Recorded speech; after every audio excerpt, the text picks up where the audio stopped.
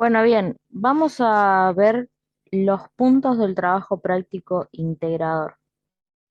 En el punto número 1, ustedes tienen cuatro funciones lineales en las que tienen que encontrar la raíz,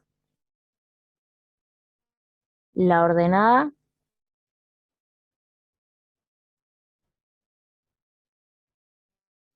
y la pendiente, ¿sí? Y luego de eso tienen que graficar la función. Bien, entonces, si yo tengo una función lineal, vamos a escribirla de la forma general. Tengo un número cualquiera, ¿sí? Acompañado de la X y otro número cualquiera, AX más B. Bien, la A y la B son cualquier número racional, perdón, real, ¿sí? ¿Qué quiere decir real? Que puede ser un número negativo, un número positivo, un número expresado como fracción, como números con coma, ¿sí? Puede ser cualquier tipo de expresión. Este número que está siempre acompañado con la X lo llamamos pendiente, ¿sí? Y este otro número que está solo lo llamamos ordenada,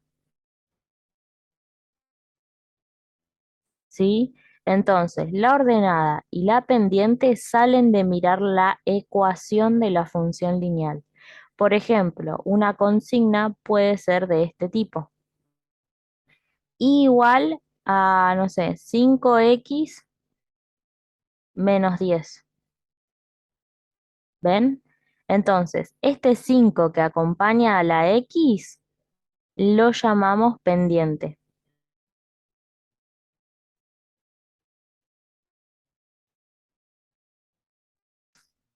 ¿Bien? Y este número nuevamente que dijimos que está solo es la ordenada.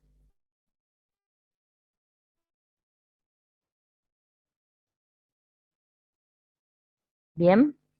Entonces, la respuesta podría ser ordenada igual menos 10, porque fíjense que está en negativo, ¿sí? Menos 10 acá. Y entonces la pendiente le ponemos 5.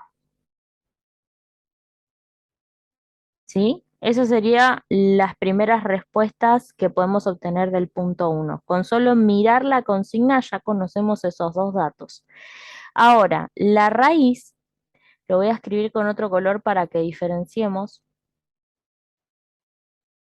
La raíz de una función lineal se obtiene de igualar a la función a cero. Entonces, ¿qué quiere decir? Si yo la consigna, ay, no me va a quedar feo este. Eh, Si yo a la consigna la tengo escrita como i igual 5x menos 10, lo voy a igualar a cero. Entonces, la i, donde está la letra i, pongo un cero. Y ahí me queda toda la expresión igualada a cero. Acá tengo una ecuación sencilla. Recuerden que las ecuaciones tienen una incógnita que nosotros queremos encontrar.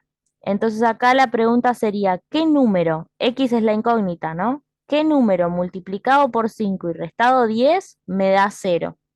Para encontrar eso hay una forma directa, digamos, matemáticamente hablando, ¿no? Que es resolver esa ecuación, despejar a la incógnita. Entonces, despejar a la incógnita quiere decir que todos los números que están acompañando a esa incógnita tienen que irse, ¿sí? Y para sacarlos, si yo tengo un número que se está restando, lo más para cancelarlo, le puedo agregar una suma. Nosotros habíamos visto que la expresión más directa de escribirlo es este 10 que está restando cambia de lado del igual con su signo contrario. O sea que si está en resta va a quedar en suma. Me quedaría 0 más el 10 que cambié de lado del igual, ¿sí? 5 es igual a 5x. Fíjense que al igual lo vamos a tomar como si fuese una barrera. Entonces, fíjense que el 10 estaba del lado derecho de esa barrera.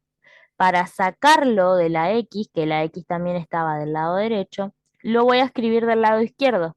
Pero cuando yo cambio del lado del igual, ahora si lo quiero escribir del lado izquierdo, le tengo que cambiar el signo por su opuesto.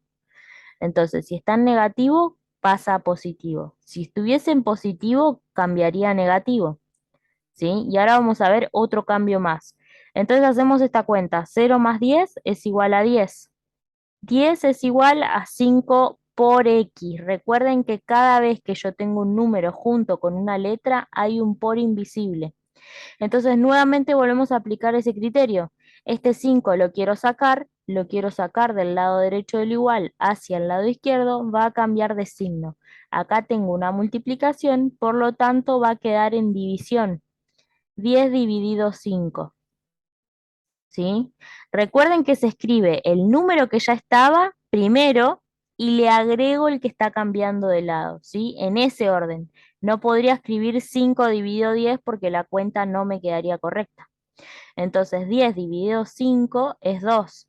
X vale 2. Quiere decir que la raíz de esta función es 2. ¿Bien? Ahora vamos a ver cómo se interpreta todo esto en un gráfico. Recuerden que los gráficos cartesianos, ¿sí? Si le puedo cambiar de color, esperen que lo voy a borrar a esto. A ver qué sucede si yo... oh, no.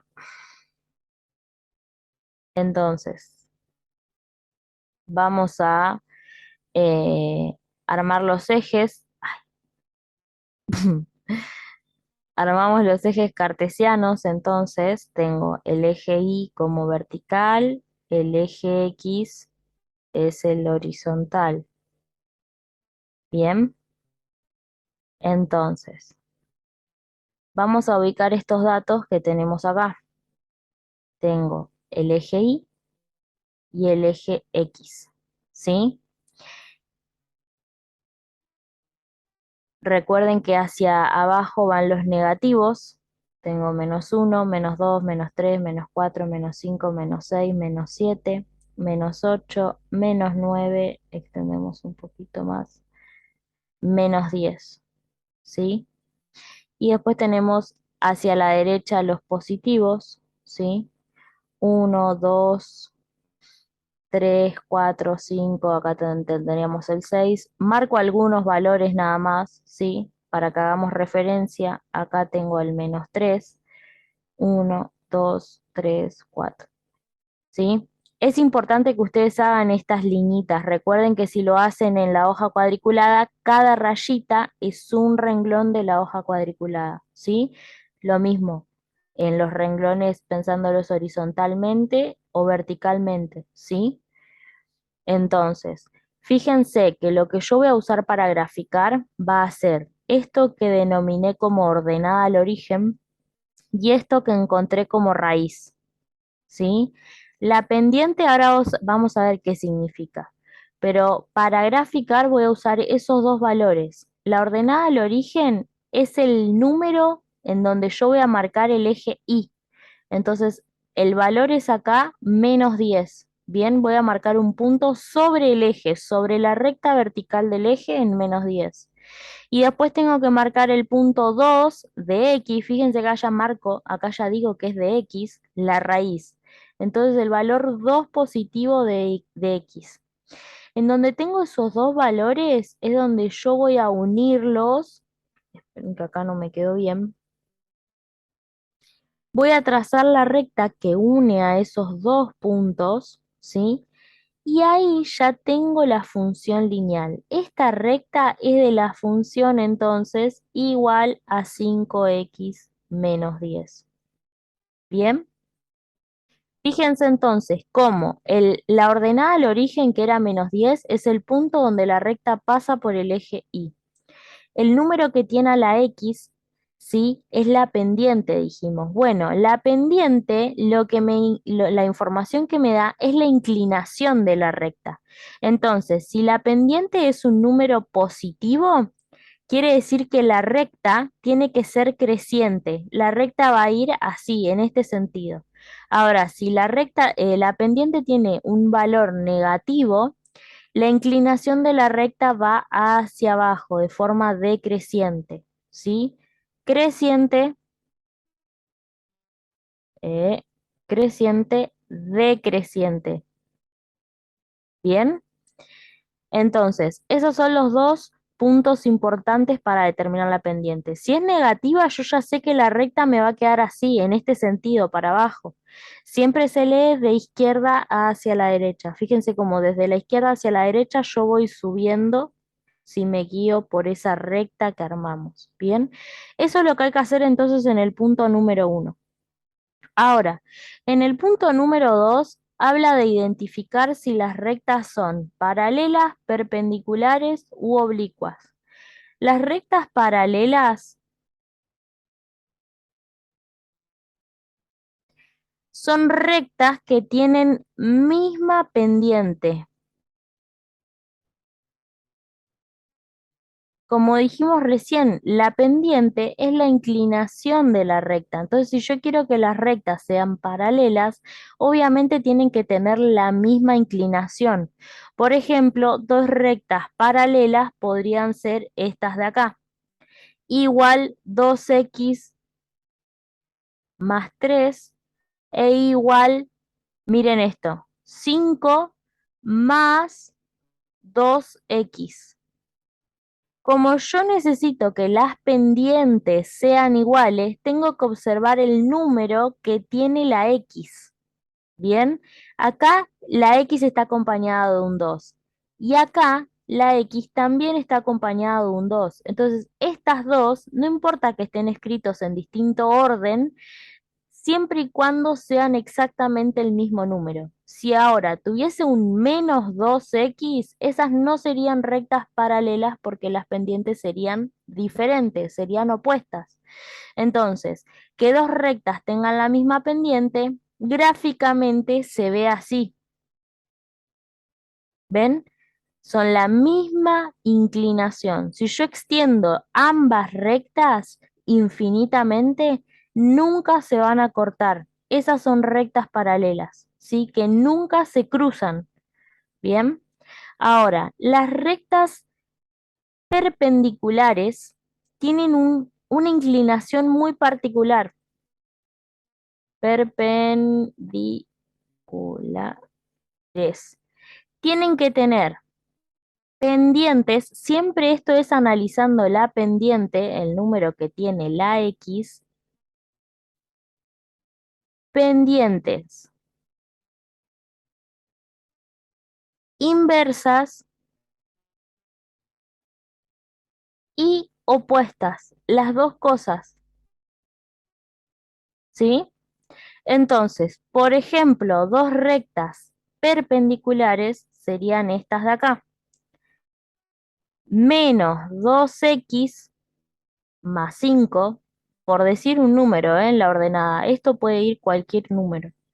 E igual un medio de x más 10, por ejemplo, cualquier número, ¿sí?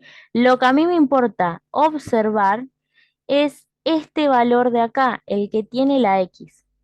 Fíjense que uno está, ay, siempre me pasa lo mismo, uno está en negativo, el otro está en positivo, eso es que sean opuestos, que tengan diferentes signos. E inversos son, si yo lo expreso como fracción, fíjense que la fracción está dada vuelta, es decir, el número 2 es lo mismo que la fracción 2 enteros, 2 sobre 1. Ahora, si yo lo invierto, me queda la fracción 1/2. ¿Ven? Eso es lo que ocurrió acá. Del 2 tengo la fracción 1/2. Otro inverso en fracción puede ser si yo tengo la fracción 3/4, su inverso va a ser 4/3, ¿sí? O si yo tengo el número 5, el inverso es 1/5. Los inversos siempre son más fácil expresarlos como fracción y tengan en cuenta que si tengo que pensar el inverso de un entero, 5 es lo mismo que 5 enteros, la fracción 5/1. Entonces, si yo lo quiero invertir, cambio el orden. El número que está abajo pasa arriba de la fracción y el número que estaba arriba de la fracción queda abajo. Es decir, numerador queda como denominador. Denominador se transforma en numerador, ¿sí? Eso es el inverso, ¿bien? Inversos porque si yo los multiplico, ¿sí? Si yo multiplico esas fracciones entre sí, me dan 1, ¿bien? Eso es el inverso. Ese es el significado matemático del inverso. Entonces, para que dos rectas sean perpendiculares, tienen que tener pendientes inversas y opuestas. Tienen que ocurrir las dos cosas juntas. No puede ocurrir una sola. Nos queda analizar, perdón, no vimos el gráfico de las perpendiculares. Gráficamente, nosotros dijimos que gráficamente las paralelas nos quedan así, rectas que tienen el mismo sentido y que si yo las extiendo nunca se van a chocar. Bueno, las perpendiculares tienen esta forma de cruce.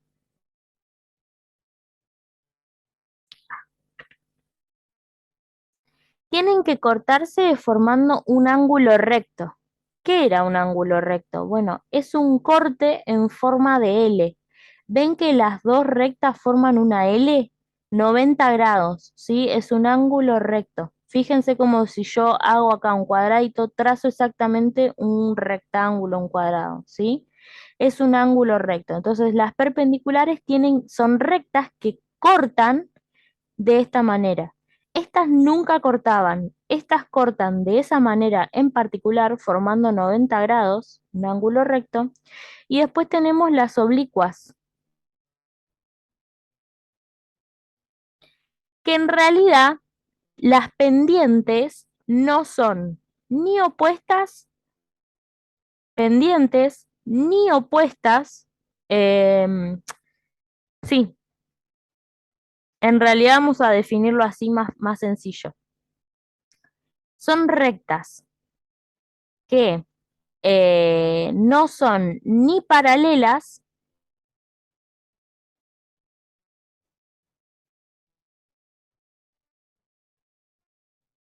ni perpendiculares.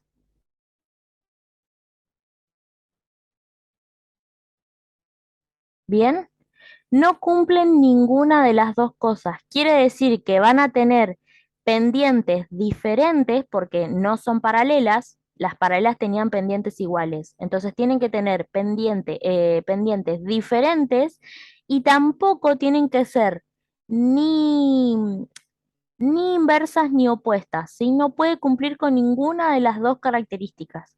Entonces, por ejemplo, dos rectas oblicuas serían estas así, igual, no sé, 3x más 1 igual menos 5x más 2.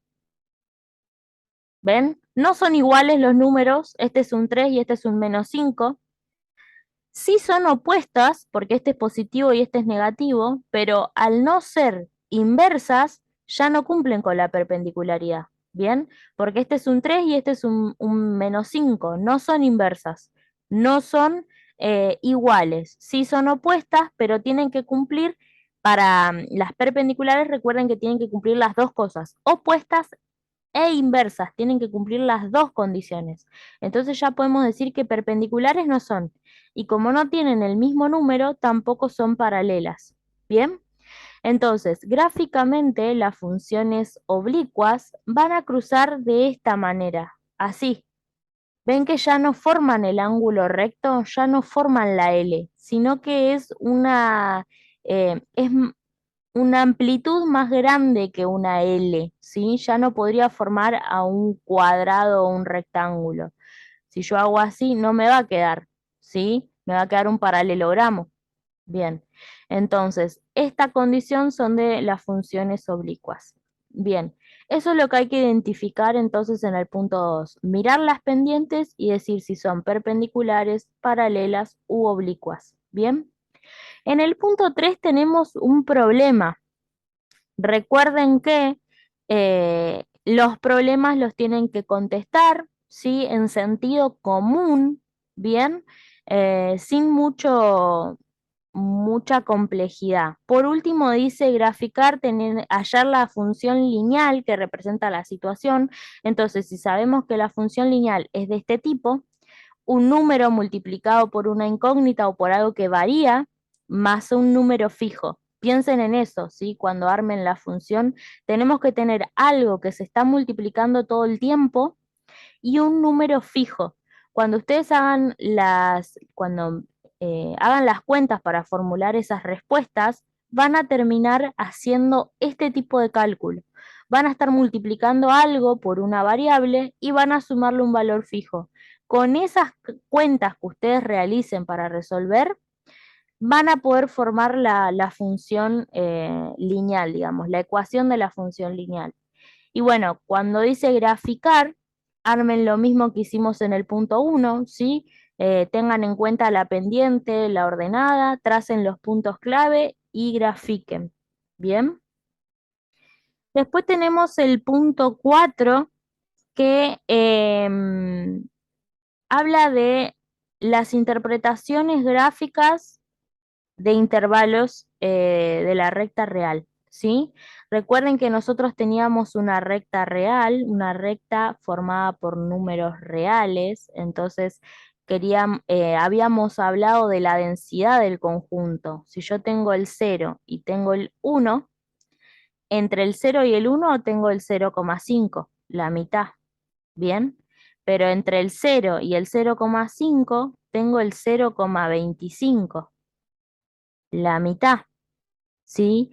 Y así puedo seguir encontrando números que estén entre dos números distintos. Tengo acá el 0,75, por ejemplo, entre el 0,5 y el 0,1. Después podría tener el 0,76, 77, 78. Y si yo amplío la recta entre el 0,75 y no sé, el 0,76, también voy a tener infinitos números, ¿sí? ¿Se acuerdan de eso? Acá tendría el 0,751. Es un poquitito más grande que el 0,75, porque tengo este 1. Entonces así podría tener el 0,752, 753, etcétera, y podría encontrar infinitos números que estén entre medio de esos dos, ¿sí? Ahora, si yo sigo ampliando, voy a seguir encontrando infinitos números. Tengan presente eso para poder contestar al cuadro.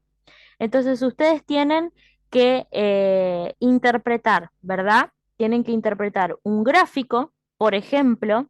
Vamos a graficar este de acá, ¿no? En donde tengo un corchete que empieza, no sé, en el 2 y tengo un paréntesis que termina en el 4, por ejemplo. ¿Bien? Entonces, como estos paréntesis y corchetes están cerrados de esa manera, eso quiere decir que estoy considerando a todos los números que están dentro de este intervalo, se llama, ¿sí? Dentro de este intervalo. Esta es la forma gráfica de expresar un intervalo, es decir, una serie de números que cumplen con un criterio, ¿bien? Un grupo de números. Esta es la forma gráfica.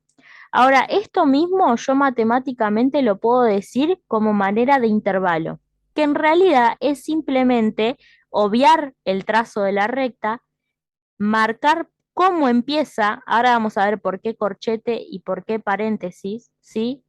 Este empieza en un corchete con el 2 y este del otro extremo tengo un paréntesis con el 4. Esta sería la escritura de intervalos, ¿sí? Es traducir este gráfico en una expresión de intervalo.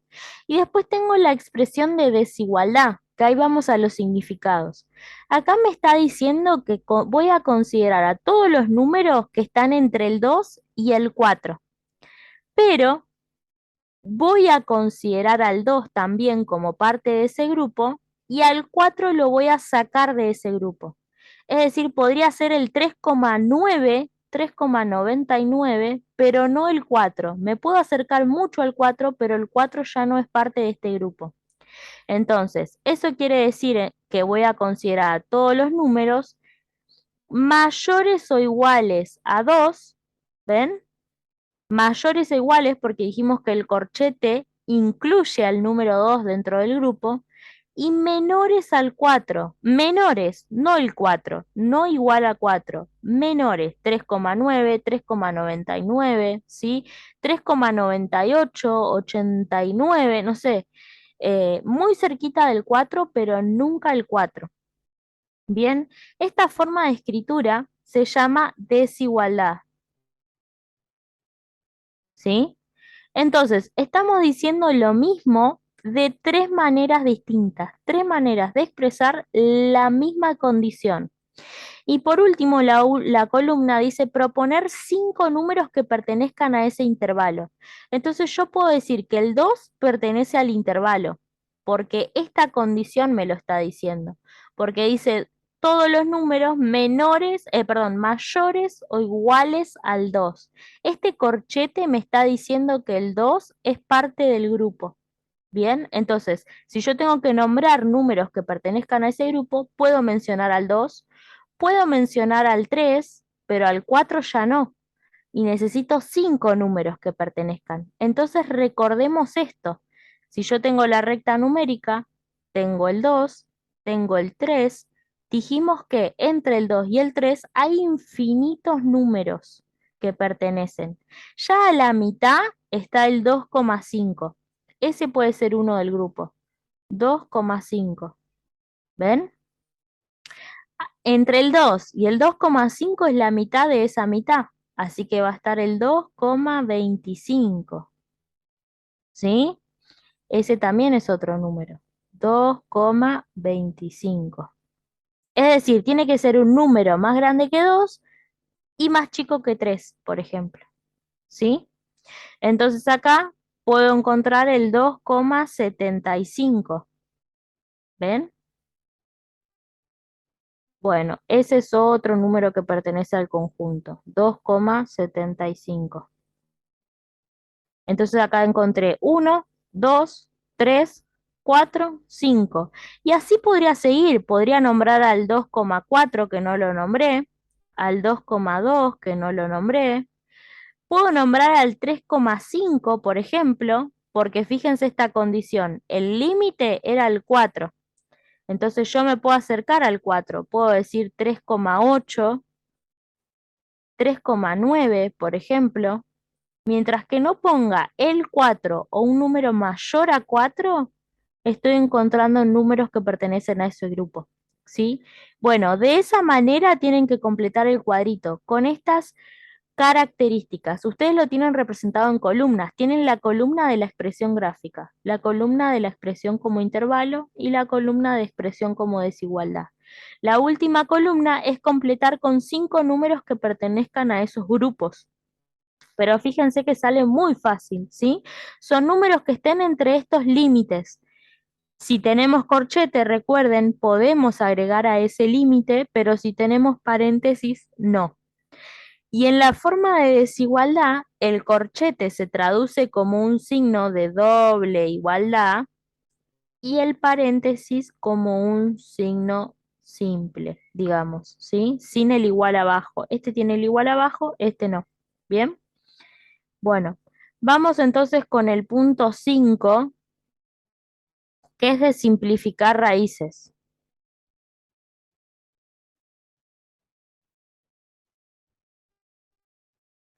Recuerden que para esto necesitábamos los números primos, que son los números que tienen solo dos divisores, el uno y sí mismo. Los primeros números primos son el 2, el 3, el 5, el 7, ¿sí? Em, el 11, el 13, el 17 y pueden seguir continuando con esa lista. Si ustedes ponen en internet números primos, le van a saltar enseguida una cantidad, hay una cantidad infinita de números primos, ¿sí? Pero estos son los primeros números primos. Bien. Entonces, si yo tengo, por ejemplo, la raíz cuadrada de 32, tengo que simplificarla, tengo que expresarla como una raíz más chica, ¿sí? Entonces, vamos a usar ese número que está ahí adentro, el radicando, el 32, y lo vamos a ir dividiendo por los números primos que podamos. Yo recomiendo siempre que empiecen por los más chiquitos. Se termina haciendo una cuenta más sencilla, ¿sí? Entonces, acá lo que tengo que hacer es dividir a ese 32, ¿sí? Por ejemplo, por 2, que es uno de los números primos. Vamos con este.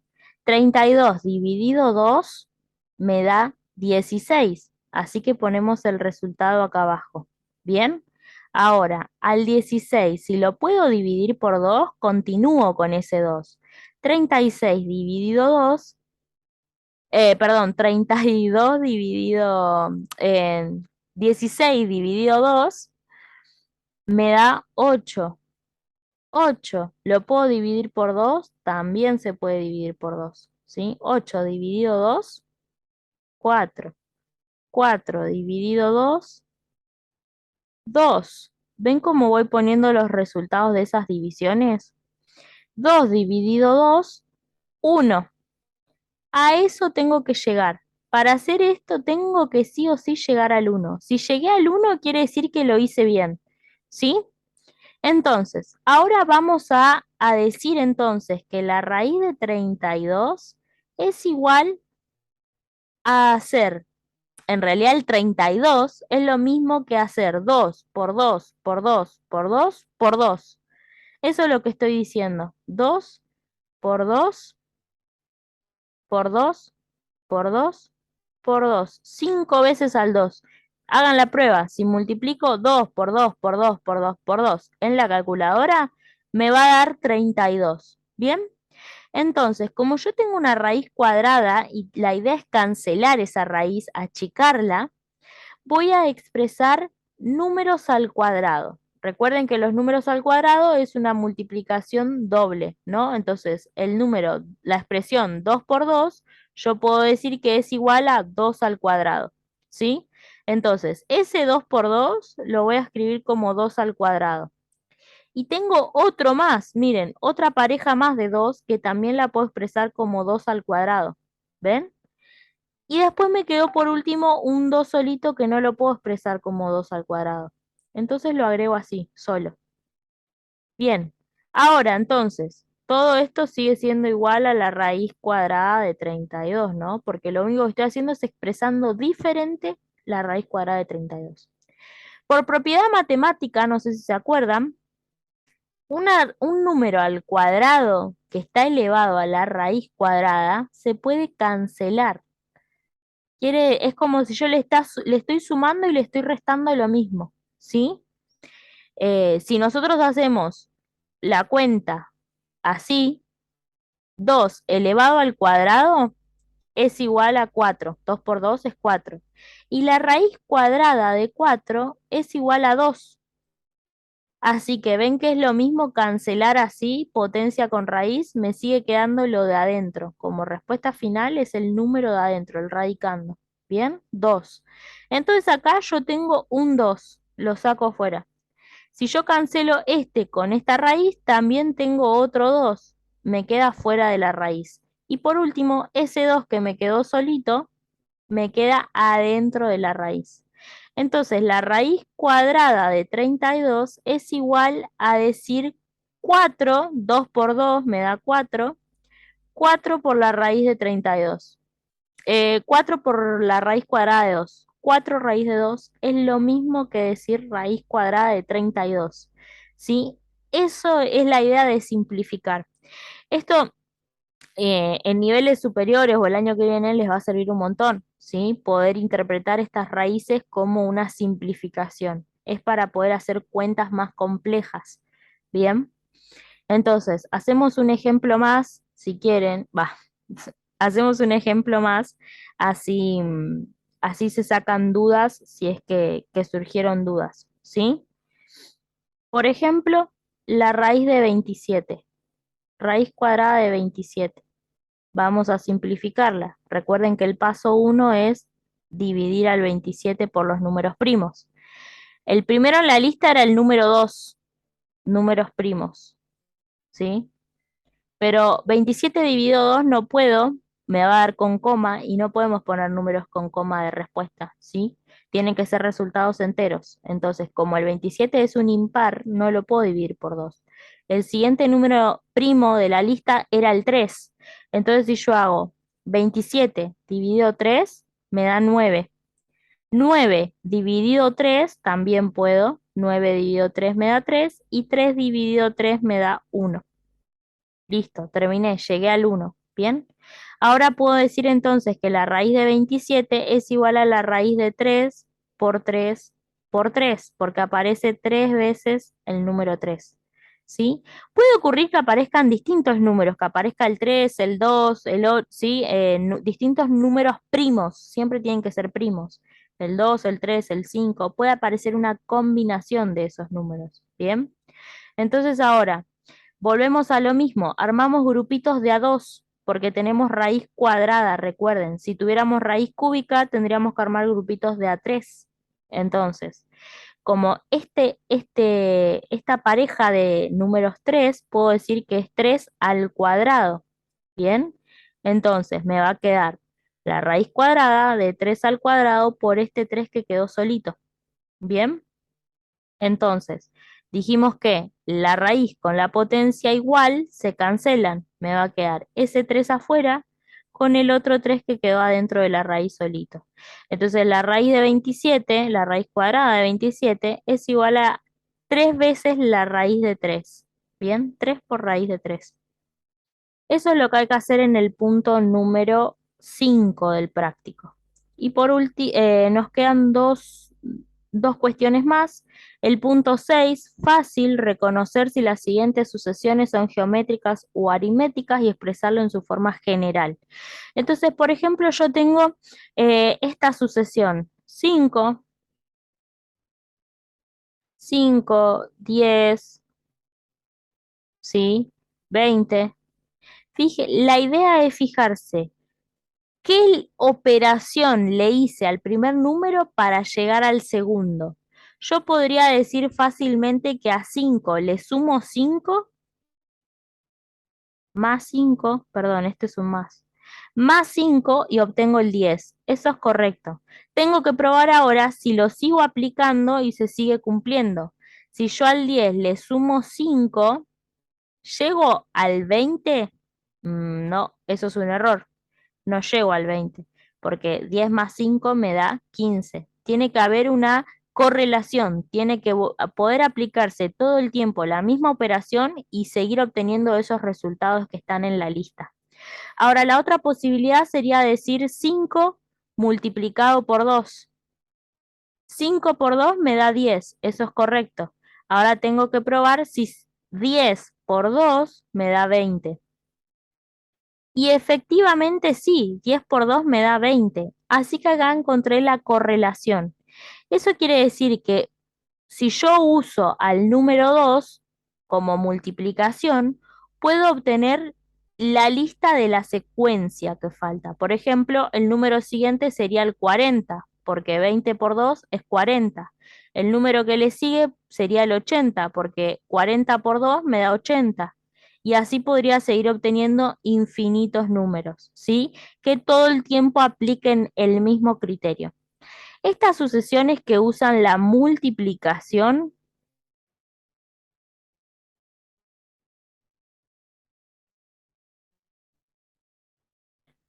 son sucesiones geométricas.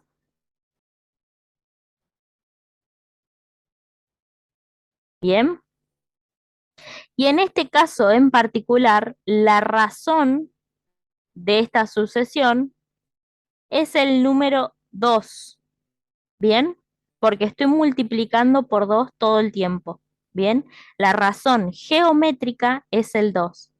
Y por otro lado, el término 1, nosotros lo nombramos así, el A1 es el número 5. Eso quiere decir que la sucesión empieza en el número 5.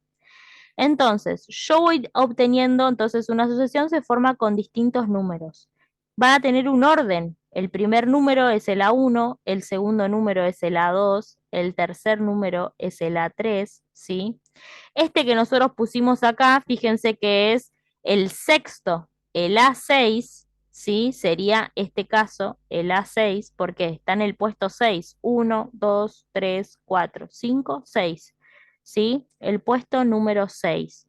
Bien. Ahora, entonces, la primera cuestión es poder reconocer si la sucesión que está planteada en la fotocopia se trata de una sucesión geométrica, quiere decir que tiene una razón en la que se utiliza la multiplicación, ¿bien? O puede haber sucesiones de este tipo. Por ejemplo, 6, 8,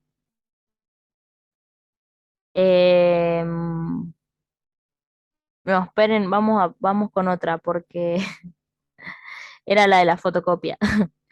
Vamos con otra. Puede ser 6, 9, ¿sí? 12, bien, y puede continuar. Entonces, fíjense que la relación que hay entre un término y el otro, es decir, la razón que obtengo, es sumando 3. 6 más 3 me da 9. 9 más 3 me da 12. Entonces yo podría continuar con el 15, con el 18, ¿bien? Porque voy sumando de a 3 todo el tiempo, ¿sí?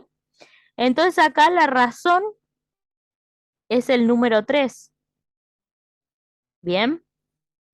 Pero esta sucesión, como usa una suma, es una sucesión aritmética, ¿sí?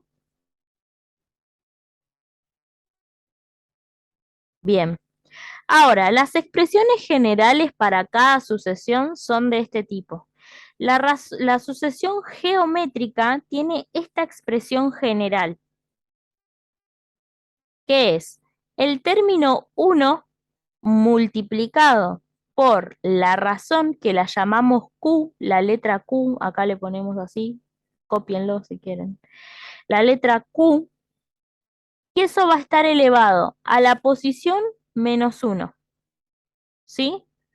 Recuerden que nosotros teníamos este tipo de expresión, a la n. Yo acá estoy haciendo todo de una manera abreviada. Recuerden que a nosotros nos llevó un periodo de 2 meses trabajar con las sucesiones, ¿sí? Entonces acá estoy haciendo un resumen a modo de que puedan aplicarlo para el trabajo.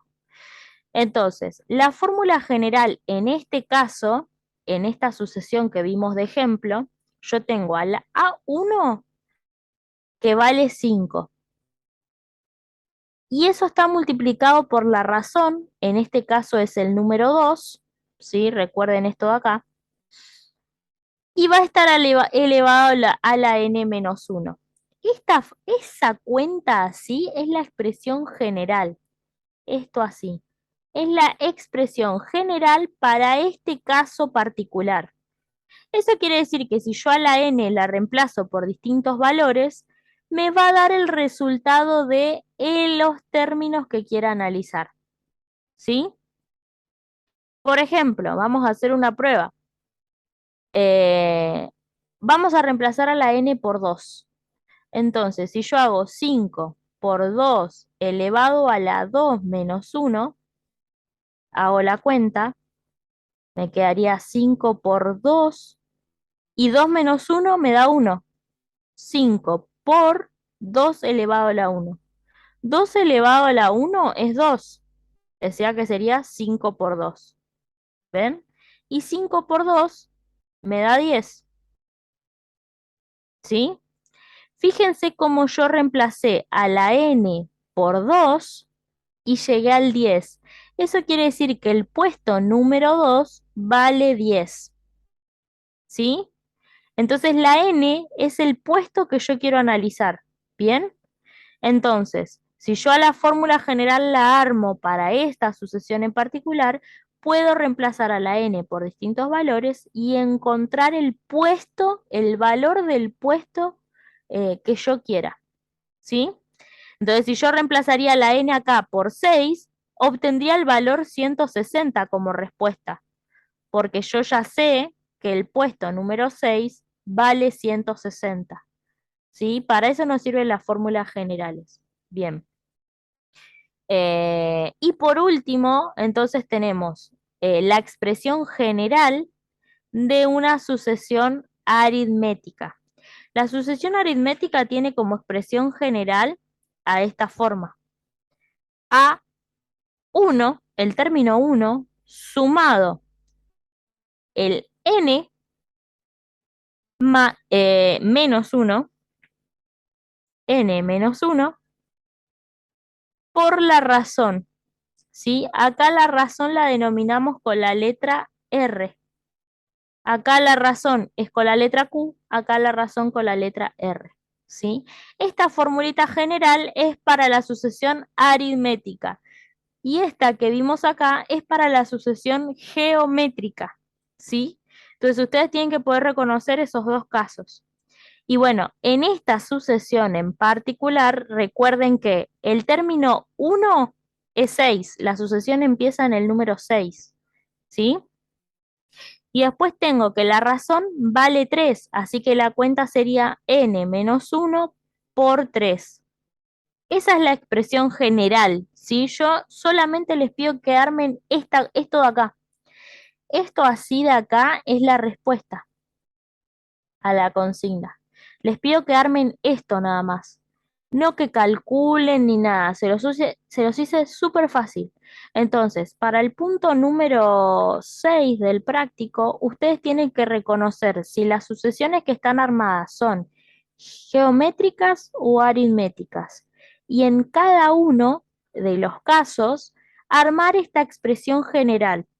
Entonces, solo tienen que reemplazar al A1 y a la R. En cada caso, como hice yo acá, en el A1 y la razón, ¿sí? Entonces, esto de acá y esto de acá serían las respuestas del punto 6, ¿sí? Además de poner si es una sucesión aritmética o si es una sucesión geométrica. Bien. Por último, les pido que expliquen con sus palabras qué significa una sucesión, ¿sí? ¿Qué es una sucesión? Y proponer ejemplos en donde se puedan aplicar las sucesiones. Eso, bueno, es más como para que completen la carpeta. Ustedes fíjense que vimos mucho de sucesiones, vimos problemas en sucesiones, entonces traten de recordar un poco eso que vimos y explíquenlo con sus palabras. Entonces, este videito es el resumen de todos los puntos del práctico. Entonces, punto 6 y punto 7 es de sucesiones. Punto 5, simplificación de funciones, de raíces, ¿sí? Punto número 4, intervalos, gráfico, expresión gráfica, expresión de intervalo y expresión de desigualdad. Punto 3, teníamos un problemita de función lineal, o sea que se aplica usando la fórmula de función lineal. Punto 2, esto, paralelas, perpendiculares o oblicuas. Posiciones relativas, ¿sí? Si son paralelas, perpendiculares u oblicuas, mirando la pendiente. Y punto número 1, raíz ordenada y pendiente de una función lineal, más el gráfico, ¿sí? Bueno, espero que les haya servido el videito, que les sea útil y cualquier cosa estamos hablando en el aula.